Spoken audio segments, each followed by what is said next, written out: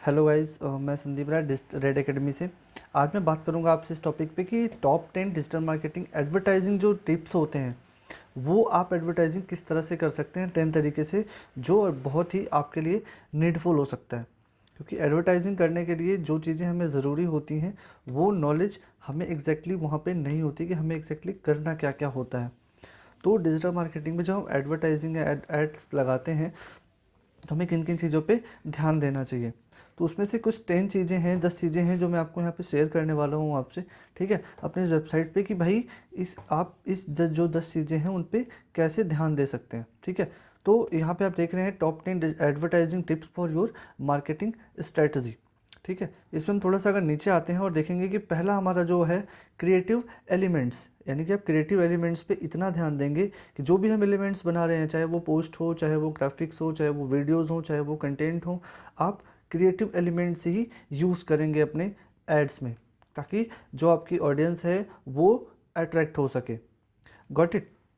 अगला हमारा होगा कि स्पेंड वाइजली, यानी कि जब आप स्पेंड जो कर रहे हो, जो चीज़ें स्पेंड कर रहे हो फेसबुक पे, इंस्टाग्राम पे और भी अदर चीज़ों पे, जो ऐड पे आप स्पेंड कर रहे हो वो वाइजली थोड़ा थोड़ा स्पेंड करते रहिए धीमे धीमे। ना कि आप इकट्ठा कोई बजट आपने सेट कर दिया और वो आपके लिए प्रॉब्लम क्रिएट कर सकता है।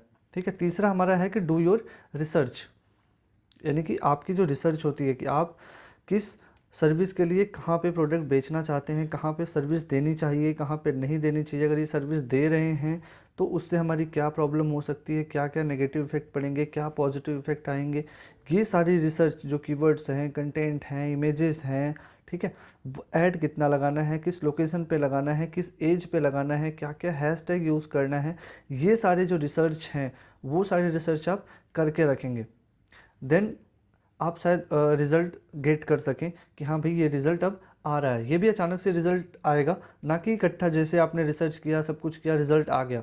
आपको उसमें से अपने रिज़ल्ट में से भी कुछ फ़िल्टर करना पड़ेगा कि हाँ यहाँ पे ये कमी रह गई या फिर यहाँ रिज़ल्ट नहीं आ रहा है। ठीक है, तीसरा हम बात करेंगे द बायर प्रोसेस। आपका जो बायर प्रोसेस है, जो आपको ख़रीदने वाले लोग हैं, जो आपके ऑडियंस बन सकते हैं, उनके बारे में भी, उसका प्रोसेस भी देखना पड़ेगा कि आप किस तरह से उन्हें चीज़ें बेच रहे हो या उनको दे रहे हो सर्विस जो आपकी है। ठीक है, अगला हमारा होगा know your target audience.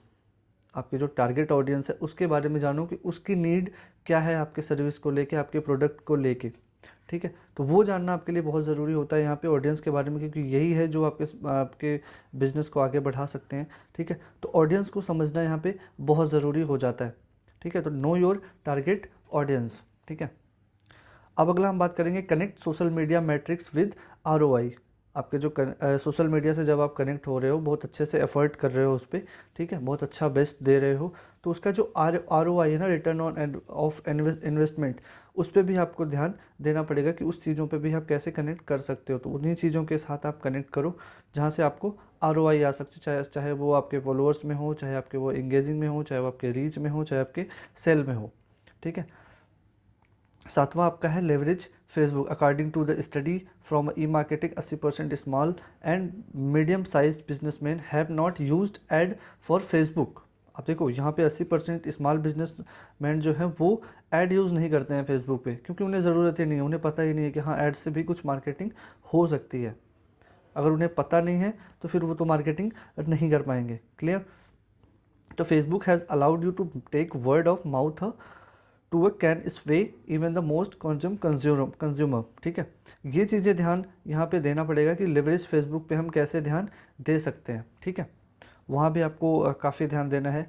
Integrate all marketing channels, जितने भी मार्केटिंग चैनल्स हैं उन पे आप किस तरह से ध्यान दे सकते हो, तो उनके साथ भी इंटीग्रेशन बना के रखना पड़ेगा, उनके साथ भी आपको व्यवहार बना के थोड़ा सा चीज़ें सामने रखनी पड़ेंगी कि हाँ किस तरह से उनके साथ आप बैठ सकते हो, उठ सकते हो। ठीक है, उनसे बातें कैसे कर सकते हो, है ना। तो उनके साथ भी आपको हर चैनल के साथ इंगेज रहना पड़ेगा, उनके कमेंट्स, उनके लाइक, उनके मैसेजेस, उनकी जो आइडिया लेना हो गया, और ये सारी चीज़ें आपको बाय वन ध्यान देनी पड़ेंगी।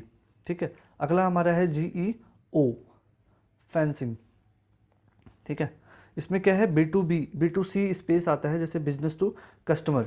यहाँ पे फेस करना पड़ता है डिजिटल टू उसमें, कि आप जब भी कोई चीज़ें लगा रहे हो, ठीक है, आप कोई ऐड लगा रहे हो बिजनेस टू सी, यानी कि बिजनेस टू कस्टमर, ये यही हो गया यहाँ पे कि आप जब ऐड लगाते हो, कोई ई कॉमर्स साइट है आपकी, तो बिज़नेस टू कस्टमर ही डील करते हो आप अपने प्रोडक्ट के साथ, बिज़नेस टू बिज़नेस नहीं, आपके किसी ने होलसेल नहीं खोल रखा है, आप एक प्रोडक्ट सर्विस दे रहे हो लोगों को, तो B2C मतलब बिज़नेस टू कस्टमर, आप कस्टमर आके आपके बिज़नेस में फ़ायदे ले रहा है, आपसे प्रोडक्ट ले रहा है।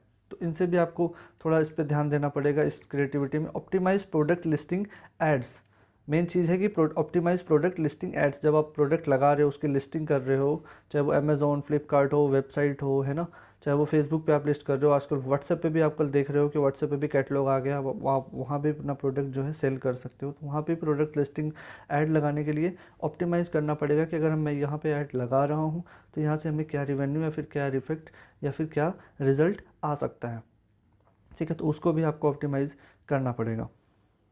तो ये कुछ चीज़ें हैं जो ब्लू फाउंटेन मीडिया की तरफ से हमें बताया गया है ब्लॉग में, कि 10 चीज़ें जो हैं आपकी डिजिटल मार्केटिंग एडवर्टाइजिंग टिप्स जो हैं, ये आपके लिए बहुत फ़ायदेमंद हो सकती हैं आपके लाइफ में, आपके सर्विस के लिए। तो आप इस पे ज़रूर ही इम्प्लीमेंट करें और देखें कि हाँ आपका बिज़नेस कहाँ पे स्टक हो रहा है, ठीक है। Thank you so much. मैं संदीप राय, अगले वीडियो में आपसे मिलता हूँ, तब तक के लिए बाय।